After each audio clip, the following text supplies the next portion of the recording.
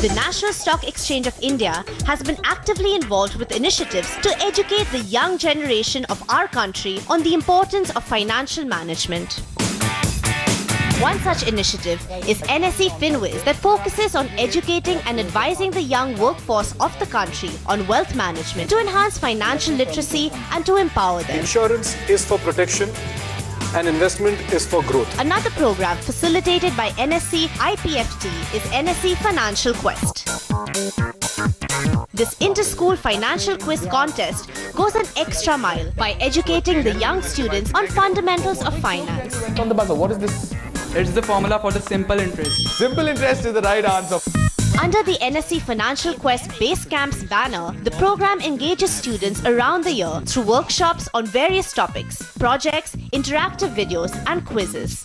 DiCaprio's bouncing checks of Pan Am. Plus 75 on that one. Plus 75. To facilitate these two programs, NSE along with CNBC TV-18 has travelled across the country to bridge the wide knowledge gap in terms of finance. In this episode of NSE FinWiz, we are all set to achieve our objectives once again by gauging young professionals in a new city. Tech Mahindra Limited is an Indian multinational provider of information technology, networking technology solutions and business process outsourcing to the telecommunications industry and is headquartered in Pune, Maharashtra.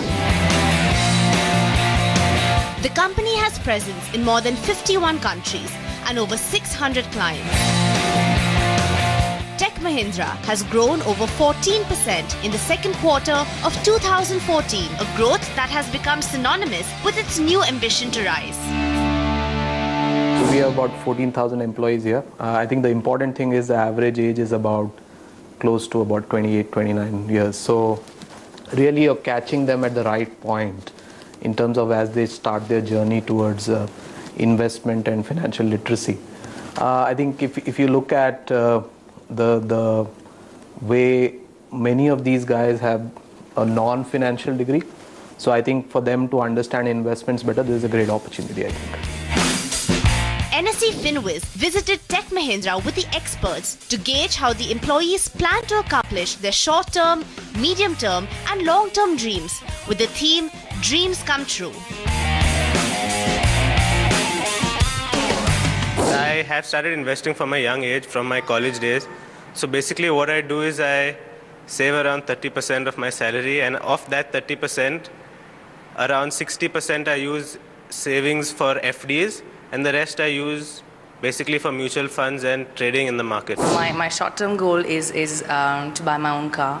My medium-term goal is to buy my own flat. All right. My long-term goal, of course, is wherein I can invest in my desires or other luxuries. So one of them would be wherein I learn to paraglide and buy my own equipment and travel international to paragliding destinations. So yeah. My only question will be, how do I make the least investment and get the maximum return is what I would love to ask. For a person like me who has a lot of liabilities like rent and all those things, if I end up saving around 20 to 30% of my total annual budget, then how much of that should I invest in is something that I'm still trying to understand. Hello and welcome to episode 2 of NSE FinWiz, powered by CNBC TV-18. And for the second episode in season 4, we are in the campus of one of the biggest IT giants in the country, Tech Mahindra, in the city of Pune. We have two very special guests on the show. So before we get a chance for all the Tech Mahindra employees in Pune to interact with them, a quick introduction, of course. Harshvardhan Roongta of Roongta Securities joins us today, as well as FinWiz Aziz, Deputy CEO at Anand Rathi Financial Services. Thank you so much for joining us on this episode of FinWiz. And of course, we have an action-packed lineup when it comes to financial literacy, where to park your funds, and wealth creation. So from the men who have made their money, they'll tell you how to make yours. So let's go straight ahead to today's discussion. My first question, of course, is something that everybody thinks of. Is there a right age to start investing, ideally? And when you have not, if you have not, is any point a little too late at all in today's day and age? Ever since you start earning, you need to start saving. So if you start earning at the age of 24, you should start saving then, because every year helps you make so much more corpus over long periods of time. To give you an example, if I started at 25 and invested just 1,000 rupees a day, okay, which is not 1,000 rupees a month, which is not an uphill task in a situation like today. You would probably spend that on a fine dine kind of a dinner. So if you invested 1,000 rupees a day for 30 years until the time you retire, assuming 55, you would be able to collect almost about 54 lakhs, even if the return was about 13 to 14%. But if you said, I've just started earning, let me relax for 5 years and then let me do this, and again you invest 1,000 rupees a month, after the age of 30, for the next 25 years, your retirement corpus would just come down to half of what it was, to almost 27, 28 lakhs. So delaying it by 5 years could cost you half the capital you could have accumulated to meet your goals post-retirement, for example. So start as early as you start earning would be the advice. Would be the advice, of course. And if I can come to you, Mr. Harsh, when you talk about where to park your funds, typically the first thing that comes to our mind will be a fixed deposit account, a PPF, or maximum we venture out to the territory of mutual funds. Talk to us about some other tools of wealth creation that we should probably focus a little more on in today's day. Well, when we talk about a situation where an individual is just starting off, it is important that you start off on a ground which you're familiar with. So while we encourage the habit of investing, it is important a person should get comfortable with what he or she is doing. So the first step would be start with a smaller thing, could be a recurring deposit for that matter. Because the idea, the objective is not to generate higher returns or to maximize wealth creation. It is to get into the discipline of saving. Sure. The moment you get into the discipline, what it means is you've received certain amount as your salary income, out of which you've set aside certain amount of money. So now you also got into the expense management. Whatever you're left with, you will start getting used to managing your expenses within that amount. After a year, that is the time you start looking at different aspects of investing. Let me take a query by Deepak Vyas, who is the project manager in the Infrastructure Management Services department here at TechM. Very quickly, Feroz, what he wants is to have a good retirement eventually. That's his long-term dream. The amount he wants to accumulate is 1.25 crores. On a monthly basis, he can set aside 15 to 20,000 rupees, and he wants to get to 1.25 crores in the next 10 years. So is there a nice, method for him to park his funds to actually achieve this goal of his? See, if you actually want a corpus of 1.25 crores after 10 years, what is the monthly disposable income you will have to set aside? I think like 15 to 20,000 is little on the lower side. If you look at a 14% interest, you will need about 30 to 32,000 rupees to get to 1.25 crore. It is not too far. If it's as your salaries progress, if you increase your savings by 10% every year, I think you will be able to get to 1.25 crore, for which a large portion of your money, which is 70 to 75%, will have to be in equity. Otherwise, you will not be able to achieve a 13-14% return. Fair enough. Now, if I can ask you, Harshvardhan, to actually talk about a retirement corpus. Here we have Sachin Pawar, who's a senior network engineer in the network operations department, who's technically not saving too much right now in the 1,000 to 2,000 range. But when you talk about eventually parking all of it, he doesn't need liquid assets at the moment, but is looking at saving for a retirement fund at the end of the day. So how should he go about investing? Sachin Pawar? Sachin, you're currently 26 years of age and you believe that you're not saving enough. Simple thing that you can do, you're 26, you have age to your side, because you can use time to accumulate and compound your money. So what becomes easy for you is that even a small amount of money that you set aside can become a large amount tomorrow. So we've seen that example of 1,000 rupees that you start setting aside today at 14% will become 54 lakhs after 30 years.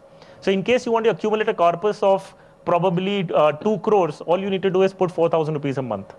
Okay, very clearly you have to understand, if you have 30 years to your side, you will definitely not put money into debt products. You will not put into recurring deposits. You will not put into any investment that does not give you double figure returns. Whereas you have another option, which is you can buy into businesses. You can become a partner into large business houses of the country. Because if the business grows, your wealth is going to grow. Thank you. And on that note, it's time to slip into a quick break right here on NSE FinWiz. But stay tuned. We have a whole host of queries on personal finance to address on the other side.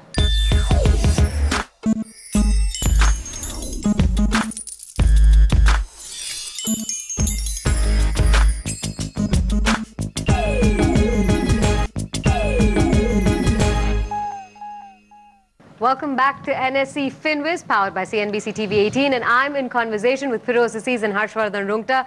Thank you so much for talking to us. Now let's shift focus to our core topic of this episode, which is mutual funds. Now, the first thing that everybody wants to know is, given the plethora of choices out there, how exactly do you look at mutual funds when you talk about investing in them?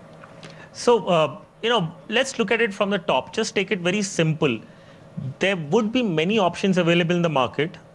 Okay, there would be many sub options available. The question is, you have to learn how to cut the noise out. Okay, so you start with yourself. What do I want my money to do? In simple words. So that is where your goal setting will start. I need money after 3 years. I need money after 10 years. I need money after 30 years. I need money for X, Y, Z reasons. So that's where you start with. The second question is, where do I park my money so that I get it after 3 years? I get it after 10 years and I get it after 30 years. The third question is, how do I maximize my returns? So wherever I am going to invest, where could I get the best returns that is available in the market? A quick show of hands, how many of us have actually invested in mutual funds? And how many of us directly invest in equity markets? Feroz, if you could look at the show of hands, it's fairly equal. We're seeing, pretty much the same number investing either directly or, via mutual funds. What method or route would you suggest? See, I very strongly suggest a professional manager. That's a mutual fund platform. And this learning is derived out of analyzing several large clients' portfolios on the direct equity side, do-it-yourself strategy or outsource it strategy. This is a little dated, but till last month, 1 year back, we had analyzed about 832 portfolios for the last year and a half. That is the total corpus of almost about 7,000 crores. The portfolios out of these 832, how many of them were able to take the task upon themselves and do better than a mutual fund, is what the analysis was all about. There were not more than 8%, 8.3% of these people, 832 people, were able to beat a mutual fund. So 92% of the people think that they are beating a mutual fund. If they would have outsourced this task, they would have been better. But there are still 8% of the people who did better than a mutual fund, right? What is my probability that I will fall in that 8% is the question you have to ask yourself. Fair enough. Now I think it's time to take certain queries. Can I have Chandra Prakash Pant, the project manager in the BT04 department, please? I've invested in a mutual fund in SIP manner, and after a few years I monitored that and it's not performing well, and I've stopped at SIP and moved to another one. So what I should do with the funds already invested in that particular mutual fund? So there are two things. One is what the scheme has given a return and how much return have you got. Because when the scheme announces its returns, that the returns that it has generated over a period of time, it takes point to point. Whereas you have invested from on a monthly basis over a period of time. So your cost of averaging will be different and the scheme's NAV will be showing different thing. Nevertheless, if the scheme is not performing well, you certainly have to move to another one. And on that note, time to take another quick break right here on NSE FinWiz. A whole host of queries on personal finance just answered by our two experts, but a lot more coming up on the other side.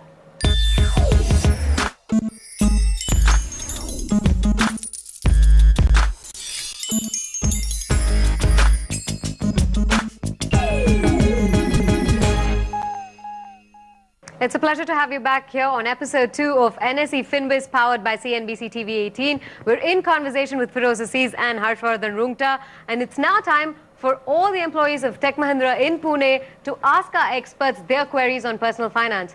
I have an ongoing home loan account, which is an overdraft account. So my question is whether I should keep on putting my extra funds in that overdraft account to close my home loan earlier, or it's better to invest in some mutual funds and later on after like 3 to 4 years withdrawing this amount and investing, putting it in the home loan account.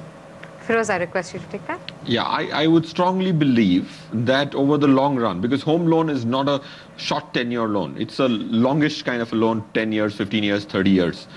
So I would always suggest that you would use your overdraft limit, because in a falling interest rate situation, your cost of borrowing is going to further come down, which it would have over the last 1 year.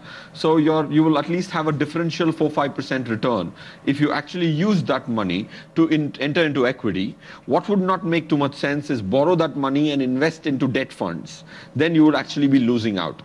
So if your equity portion is not large enough over a period, I think you should use this overdraft limit to actually invest in equity mutual funds. Over long periods of time, you would be able to have a large portion after having paid up the interest to your kitty for that extra risk you're taking by investing in the borrowed capital. Some of us probably have about 10 to 15 years to get to retirement. So this is more a kind of a structural question. So let's say 50,000 rupees a month, on an incremental basis, 10 years investment horizon, okay, and expecting a corpus of 1 crore out of this investment. Given where the interest rate scenario is and given all the positives about India as an economy, what would be the spread of this 50,000 that you will recommend in terms of, let's say, debt, equity, and any other form, and still not be too worried that we are getting into some form of high-risk investments? So, when you talk about investing for a period of 10 to 15 years with an investment amount of 50,000 to begin with and incremental as your income goes up, there is a portfolio that you need to create which is equity heavy. What do I mean by equity heavy is that you could have anywhere upward of 70 to 75% into equities. So it could be 75 to 80% on equities and a 20% into debt. Now, what will that help you with? One is definitely a situation wherein, equities are obviously you have a 10 to 15 year time horizon to your side. So you're going to look at growth from the equity component. When you look at debt on the other side and a reducing interest rate scenario, there is some kind of capital gains you're able to make even on that side of the product, besides it giving you a coupon payment. So there are two ways a debt fund earns money. One is the interest or the coupon payments that it receives, and the other is the capital gains. So you're able to capture both of these. This is a very novice stage for me where I just have an insurance plan that has been taken by my father about 5 years back, and I started a PPF for myself. Looking at a mid-term or a long-term goal, I would definitely want to have a lavish house for myself like everybody dreams about. But looking at a short-term goal, maybe in a year or two, I am planning to have a very lavish marriage for myself. So, interesting. So yes, this does sound funny, but this is a dream that I actually have. So what would you suggest for my short-term as well as my long-term goal? How do I go about my investments? Rose, step in on that, please. Yeah, sure. I think like generally individuals will have short-term and the long-term goals. The big Indian fat wedding is a very, very important goal for we Indians. I think that's a very important milestone in one's life. So if it's a short-term objective, I think you will have to bring down your spending. Because taking risks, undue risks, which will actually support your marriage expense would not be a wise thing to do. Reducing your expense and quenching your thirst for expense today to have a good wedding is more important. That's point one. Point two, I think for a wedding in a couple of years, you should look at a large portion in debt, which should at least be 70 to 80% in debt. Still 20-30 can go into equity because your age is on your side. So even if things don't work out, you would probably borrow for your wedding on a personal loan and leave the equities untouched. So that's from a short-term goal perspective. From a long-term house, I think, at least in our opinion, as Anand Rathi, we have a very negative view on real estate. So by the time you accumulate wealth, I think buying homes is going to be a lot cheaper than what it is today. Thank you for that question. A crash course in mutual funds and portfolio management with Feroz Aziz and Harshvardhan Roongta.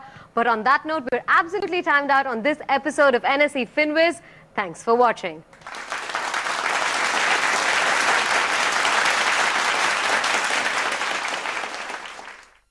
Some of the key things that I would summarize in a nutshell for you is, I think the first thing is don't be your own doctor. There are experts who do their work well. And I think we must seek expert advice at the right time. Second, I think the message is loud and clear, start early. Okay, there's no time for any investment. And I think that's gone very well with the team here. I was actually looking towards investing in real estate, but I'll after this event, I'll look at it with more, give it more time probably, and list out more pros and cons about it. I'm actually depending more on real estate now, since I got a lot of information on mutual fund.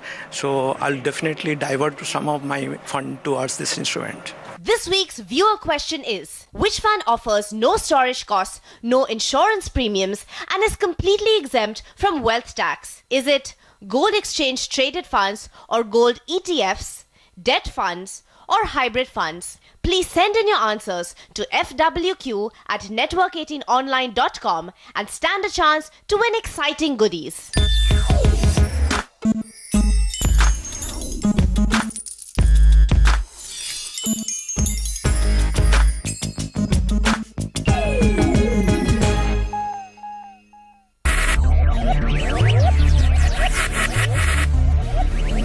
Focus, ideate, innovate, enable.